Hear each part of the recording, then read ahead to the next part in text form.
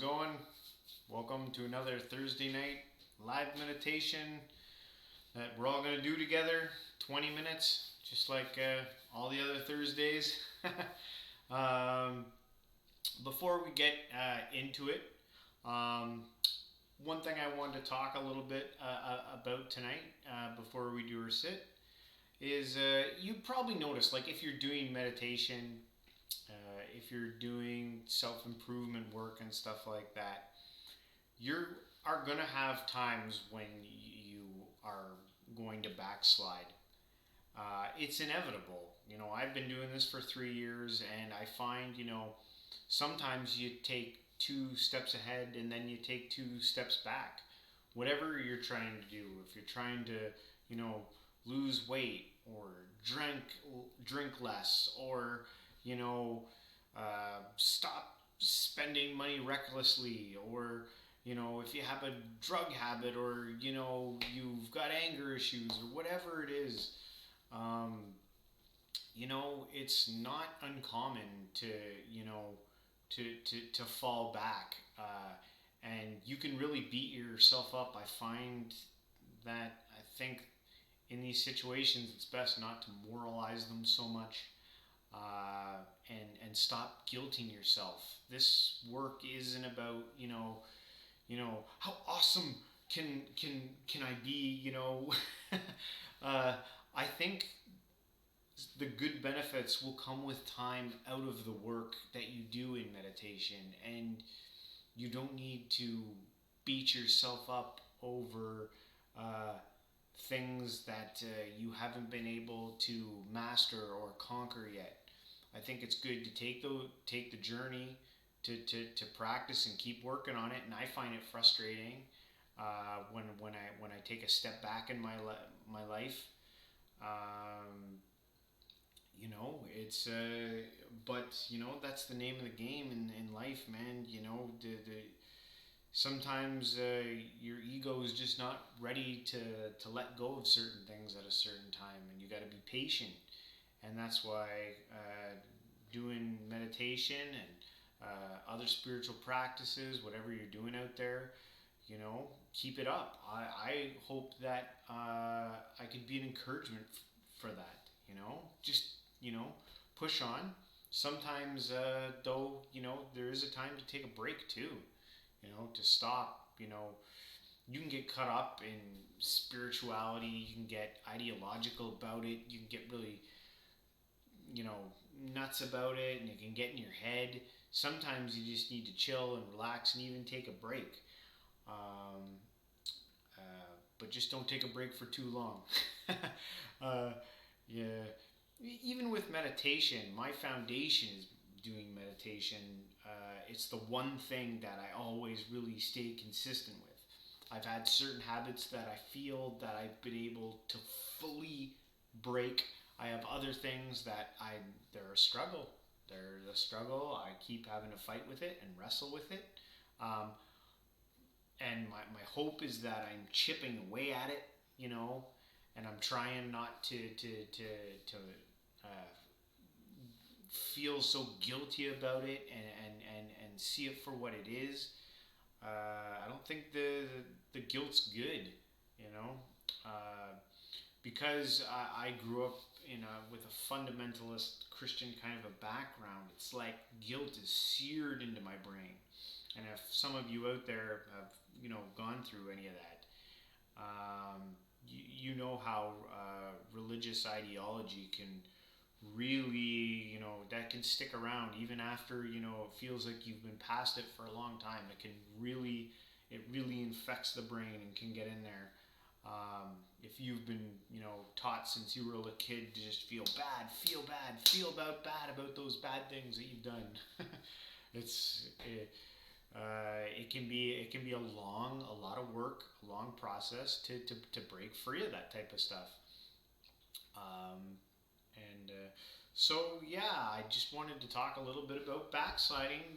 It's gonna happen whenever you are working with egoic issues, or self improvement, whatever it is. Uh, it can be tough to break some of those old habits. Sometimes you can fall down. You'll backslide for like a couple of months before you come back and be like, I gotta reset. I gotta get back on track. uh, but don't beat yourself up too much about it. You're trying. Just keep pushing, and stick with those meditations, even when it feels like you're not going anywhere. Just keep it up. Just keep it up. Do it every day, um, if you can. And so that's what we'll do tonight. We're gonna do our 20-minute meditation, like we always do. If you're new, I'm just gonna pull up the mat.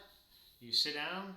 I put the timer on my phone here for 20 minutes, like usual.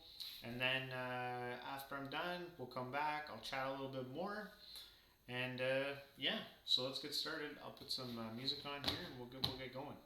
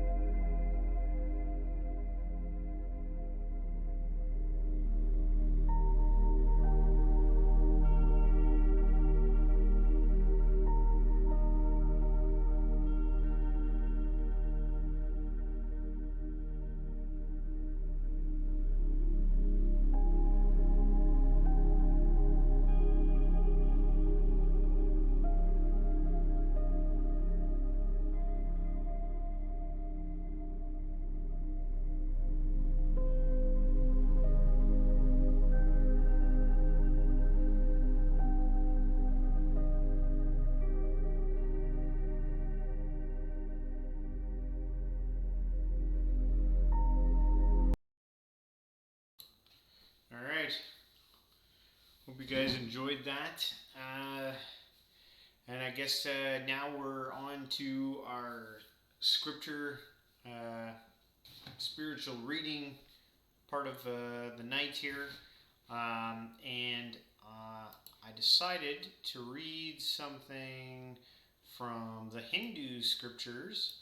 And man, they got a lot of stuff to you could pick through. I was reading through a bunch of their scriptures, and now bear with me. It's hard to read all this stuff. Like it's old scriptures, and when you're not used to reading it, it doesn't always come off the greatest.